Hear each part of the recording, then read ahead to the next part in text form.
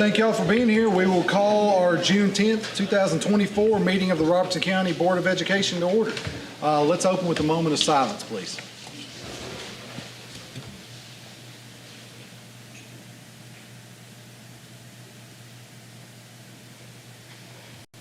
Thank you. And now please stand for a Pledge of Allegiance. I pledge allegiance to the flag of the United States of America and to the republic for which it stands, one nation, under God, indivisible, with liberty and justice for all. Thank you. Be seated. Sorry I didn't do as good a job with that as our normal elementary kids that are here. That usually goes better. Dr. Weeks, our mission and vision statement. Our mission is that we ensure each student is prepared to succeed in life. And our vision is that Robertson County Schools enables all students to reach and exceed high academic and career standards while empowering them to succeed in a technologically advanced and culturally diverse society. Thank you, sir. Board members, we have before us a consent agenda. Do we have any discussion or a motion regarding the agenda as presented? Motion to approve the agenda. Motion to approve by Mr. Jeff White. Second. Second by Mr. Josh White. All approved, say aye. Aye. Opposed, nay. Motion passes. Dr. Weeks, do we have any staff reports or recommendations? No, sir, not this evening. We do not. All right, we'll move on to item 5A, personnel reports. Board members, if you look under item 5A in your package, you will see an extensive personnel report. And I would first of all like to recognize those of our employees who have announced or requested a retirement. From Greenboro Elementary, Ms. Tommy Bennett, Mr. Jimmy Finch from the system, Ms. Barbara Huddleston, Greenboro High School, Ms. Anita Searcy, White House Heritage High, and if you would strike through the last one, that name has requested that he withdraw his retirement, so he will not be retiring from the system, and you will see him placed back in that position. So actual 4 retirements from the first page. You will see a series of resignations, people that have resigned for their extracurricular position or their teaching positions. That carries over to the next page. You will see in the middle of page 2, new hires. Those are people who have been placed in positions for the upcoming school year. And then non-renewals. These are people who their administrators have requested that those people not return to the same position. Or, I will say, and the or is probably the most important, you see that page, that list goes on to the next page and middle way through page 5 of that document. Several of these employees are on permits or waivers. They're not on a permanent teaching license. And so it is our practice that we non-renew those people because they are not on a permanent teaching license. They would either have some requirements to be met to re-earn that permit or to re-request a waiver. Most of those would involve taking the praxis test or taking some university coursework or classes. So if my name were on that non-renewal list and I was on a permit, they are all eligible for rehire. And so it's just a matter of them going through the processes through our HR office, demonstrating that they are making progress toward meeting those goals and those requirements. So when you see that list, it is rather extensive and looks like probably 70 or 80 names of staff that we do have on permits and waivers. But again, I would say probably 90% or better of those of that group would end up meeting those requirements and being rehired. Second half of the personnel report, you will see the classified personnel report. You see some names that have taken leaves of absence. We do have 2 retirements and one from this office. We would recognize Mr. Bobby Edmonds, who served in the technology department as a field technician. He has announced his retirement. And you'll see a special education assistant at Joe Burns Elementary, Ms. Kinslow, who has also announced her retirement. We'd also see some resignations and non-renewals on that list. And then at the end, new hires and transfers, as well as volunteer coaches for the upcoming school season. All right, thank you, sir. Board members, do we have any questions or discussion regarding the personnel report? Move on to item 6A, expense comparison report. Board members, item 6A in your packets is as of April 30th. And so this is at the end of that period of time. Through that period of time, through April 30th, we have received 89% of our revenues and only expended 78.7% of our expenses. So our revenues over expenses, $123 million versus $113 million, so $10 million to the good. Property taxes are coming in very strongly at 102% of our budget. You'll see $18.5 million in property taxes, $16 million in sales taxes. Our expenditures that we mainly track to make sure we're on the proper course with those be our electricity, diesel fuel, gasoline, salaries, and insurance. And you'll see all of those are right in line with where we'd expect to be. Insurance is a little higher, but of course that's paid out earlier, so it looks like it's out of line. It is not. So again, all those expenses in the 65 to 75 range, and we feel very comfortable with those. Ms. Kleinert is here with detailed reports, and you see those in your consent agenda as well if you had particular questions. Board members, any questions regarding the expense comparison report? We will move on to item 7A, approval of Tennessee Risk Management Trust proposal.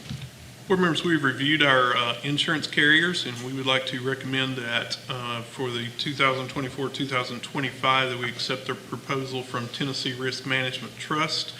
You will see that is our property and casualty insurance for all of our property, all of our buildings, all of our transportation, our vehicles that are covered, including school buses, and it also includes our workers' comp package. Robertson County was an original member of the Tennessee Risk Management Trust, and that is a pool of municipalities, local utilities, and school systems that pool their monies to form this trust. And we've received this recommendation, so you see the premium for the upcoming year, and that is reflected in your budget. So we're very pleased to receive that, and we would recommend that you accept their proposal for the trust to start July 1st.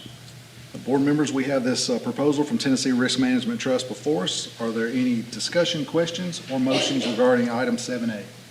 Motion to approve. Motion by Mr. Jeff White, Second. second by Ms. Demetria White. All in favor say aye. Aye. Opposed, nay. Motion passes. I know they have some really good safety grants for members, Tennessee Risk Management. We should look into that. Yes, sir. We'll make sure that our transportation and our buildings and grounds are aware of those. Thank you. Moving on to item 8A, approval of train turnkey proposal for Robert F. Woodall HVAC renovation. Board members, if you'll recall, at our last planning session, we had a discussion about the HVAC system at Woodall. And if you will flip to page 11 of that document, it's 11 of 19, it's about halfway through there. You will see the proposal that Train brought to us. If you'll see the grand total at the top, $4.6 million and some change. You saw alternate one and alternate one price and an alternate two price. After our discussion last time, Mr. Corbin recommended that we go with the alternate two, which would replace the ceiling tiles in that building after they go through and replace the HVAC system. And so Mr. Corbin's recommendation, and I would concur with him, is that we accept the base bid of $4.626048 and $4,626,048.19, and add base price 2 to that, $247,425.45 for that total price work. That we would not accept alternate one price nor add one price. So we'll be accepting the 4.6 and the 247,000. Board members, we'll open this item for discussion or motions. I'd like to make a motion to approve the base price with the addition of the $247,000 for ceiling tile replacement of the building. Okay, so base price plus alternate two, Yes. is that, yes, sir. All right, we have a motion by Mr. Josh White. Second. Second by Ms. Connie Hogan. All in favor say aye. Aye. Opposed, nay. Motion passes. It's very much needed, thank y'all. Moving on to item 8B, approval of proposal for 2425 AHERA asbestos services. Board members, package item 8B is from GEO Services, GEOS Services. This is our asbestos management plan and our asbestos review documents. These are the engineers that come in, measure measure our schools where there is existing asbestos, making sure that those asbestos-containing materials are not disturbed and that asbestos is not a concern in there. You will see the scope of work at the bottom of page 1 of that document and the top of page 2. You'll see their fees for inspection in the fall, inspection in the spring, to update the plan, provide a report for us, and then have any contingency responses if we had to call them in or if we're doing any additional work that requires them to come in and view some of our work that we've done. Total price on that contract is $16,250. Again, that is in the budget for the upcoming school year. This is a vendor we've had for the last several years. All right, board members, we have item 8B before us, approval of proposal for asbestos services. Do we have any discussions or motions? Motion to approve. Motion by Ms. Connie Hogan. Do we have a second? Second. Second by Mr. Jeff White. All in favor, say aye. Aye. Opposed, nay. Motion passes. Dr. Weeks, do we have any communications? We do, on behalf of the Tennessee Association of Pupil Transportation. This is our bus drivers association. They held their annual conference last Sunday, Monday, Tuesday in Pigeon Forge, Tennessee. And I wish he were here this evening for me to share it with you, but our own Mr. Josh Heinerman was elected as president-elect of that organization. So we're excited to hear from TAPT that Mr. Heinerman will be serving. It's actually a 3-year term, president-elect, president, and then past president when that goes through. So we congratulate Josh not only on his work that he does for us here in the school system, but stepping up and volunteering to serve as a leader in the state organization.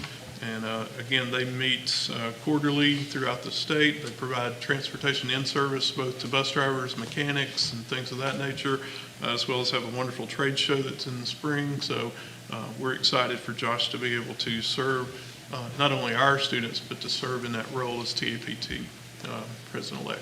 Dr. Weeks, I wish he was here. I think we should owe him a round of applause for all of his work he does. That's a good job.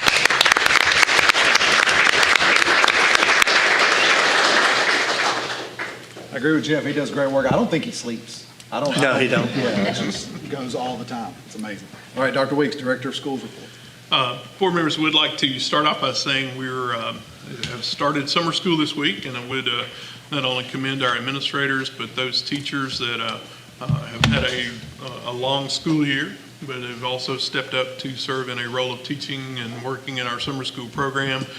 We have several that have committed to the entire 4 weeks of summer school, and we have some that have split some contracts. So maybe some people working a couple weeks here and there and things of that nature. But summer school is off to a good start. And again, I would go back and recognize Mr. Heinerman for his planning of bus routes, because as you see buses out on the roads, they are picking up students and delivering them to and from their schools. Our staff are doing a great job, and even we're having some before and after care in those places. A lot of our staff, as you know, are taking some much needed vacation as well, and our teachers are enjoying their summer. We've had our buildings have been full of in-services and professional development, so we've enjoyed those times and met with several staff and just got to be out and see some staff. We had a wonderful in-service last week at Heritage High School, where our technology department was over there, and they had a wonderful, wonderful day of learning for teachers how to use technology more in their classrooms. So that was a great time. But again, a little more casual in the summer, but there's still an awful lot of work to be done. I know you know that. Secondly, we'd like to express appreciation to a group of individuals. Mr. Steve Sarles, Assistant Director of Schools, our staff from IA, Dr. Grant Bell, Mr. Steve Weaver, Athletic Director, and from Springfield High School, Dr. Chris Tucker, and Athletic Director Justin Wilson. As you know, there was an awful lot of confusion at the end of the school year and the start of summertime as we started looking for opportunities for our student athletes at IA to participate and how that would go on. Our office accepts that responsibility for any confusion, and anytime there's confusion that comes out, we must accept that, and we must work better to overcome those problems and overcome any barriers that might have been created. And so I was thankful last week that all those individuals came together in a room to discuss opportunities for students. I am disappointed that there were some individuals who have taken rumors and implied that either members of this board or this administration was against students or anti-student opportunities. And let me assure you that my administration, including myself and everyone down, we are all about student opportunities, and I know you know that. And for those people that were misinformed about that, I'm sorry about that, and we would certainly meet with them and help them understand that. To clarify that and to make sure that words are not mixed, that understandings are very clear, I would like to share with you the outcomes of that meeting and what we would like to do. I don't want to read the entire document word for word to you, but I would like to give some highlights for you. This will be posted on our website. This will be posted on IA's website and Springfield High's website as well. And so let me just give you the essence of that document. And again, we'll have this posted early tomorrow. It is entitled Opportunities for Student Athletes. And again, it's not a directive. It's not, it is how business will be taken care of. And when we talk about opportunities, again, these are things that people may choose to do, and we would like to open up every avenue that we possibly can to serve students in the best way that we can. Purpose of this document is to outline the opportunities for IA student athletes. Students of IA Academy or IA in grades 9 through 12 have opportunities to participate in athletics based on the following terms. Number one, IA will be offering football, volleyball, boys and girls bowling in the 24-25 school year. Cheerleading and dance squad will also be offered at IA. Read those sports again: football, volleyball, boys and girls bowling, cheerleading, and dance. All other sports will be offered through cooperative activities in a cooperative agreement with Springfield High School. This avoids the challenges of shared facilities with other districts, other district schools, and our municipalities. Number three, before the last day of school, students from IA who are interested in trying out for an athletic team through the athletic cooperative agreement shall declare which teams they are interested in trying out for. IA will provide that list of students to Springfield High School along with their grades so that those students are ensured that they will meet expectations of student athletes at Springfield High School. Number four, multi-sport athletes and girls and boys basketball players may have limited opportunities to participate due to the difference in IA's academic programs for students. Let me stop right there. The design of IA, as I understand it, has two areas of focus which our other high schools do not. And so the two areas of focus, the fine arts focus and the academic focus that those students do, IA is not currently set up to provide two athletic blocks like most of our other high schools do. Most of our high schools have an athletic block in the fall, an athletic block in the spring. IA is currently not set up to do that. And so a student who crossed the December calendar year, midterm if you will, such as basketball. Basketball is both a fall and spring sport. A student who wanted to play a fall sport, football, and then also wanted to play a spring sport, baseball. I'm sorry, football's not a good example because IA has that. A young lady who wanted to play soccer and then also wanted to play softball. So examples like that. There may be limited opportunities. We're not saying they cannot. We're not saying they may not, but we're saying that that's going to be difficult for those students to be able to do that without that implementation of the athletic block at IA. And so you see those examples there. And again, it explains one athletic block is offered at this current time because of the academic programs at IA. Number five, cooperative agreement which is set to expire in 26-27 may be extended by mutual agreement of both schools, that being Springfield High School and IA, and the district administration. So I know at one time there was a firm sunset at that point in time. We're saying it may be extended if that's the agreement between the two schools and that's the agreement of district administration. IA will add girls and boys soccer and marching band with the 26-27 school year. Number 7, additional sports may be added at IA with a minimum of 2 years' notice and after completing the approval process with both school administrators and the director of schools. So if other sports are desired to be added, both of the administrations of the 2 schools, athletic programs, and the director of schools would come together and develop that plan for how that would work, talk about how people would be, where they would play, which school they would be playing for, and when those agreements would be added. Documents will be provided to students and parents and guardians during enrollment and prior to any tryouts to explain and remind students of this notice.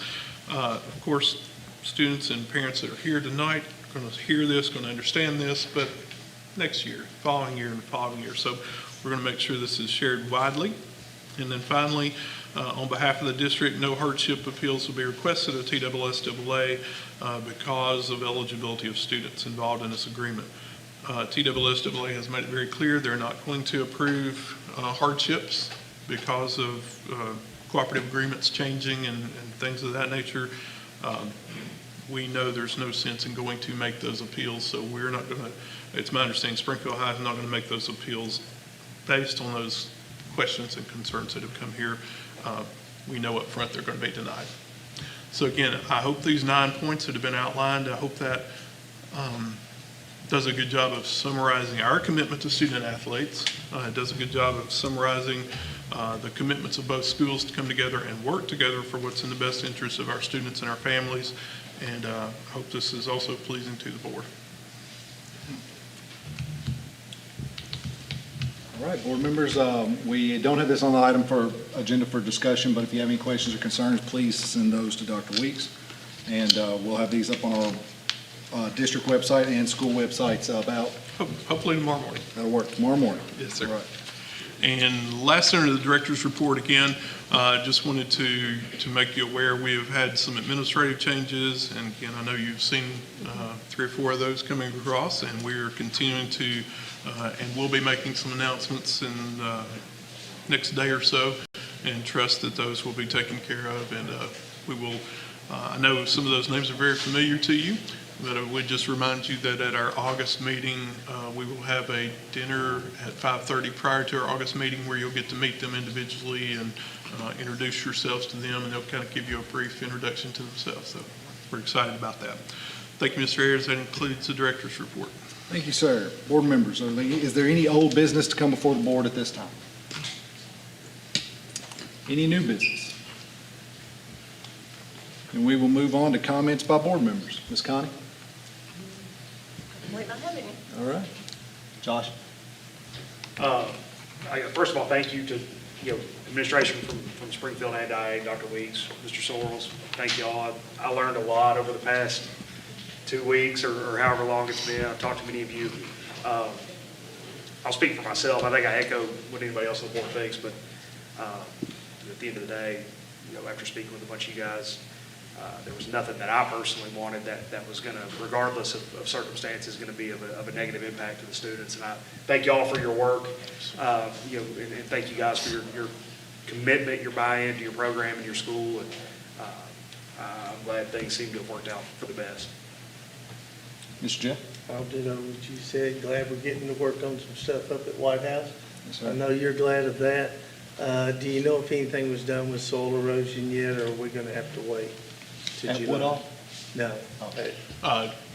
We are, on July 1st is when we'll be able to open spending for the new year. I think we've Okay. got some things in place that I was will by be there. able It's to really take there. worse than what I thought. It is, yes, sir. So that's all I got. Thank you, sir. Mr. Meacham?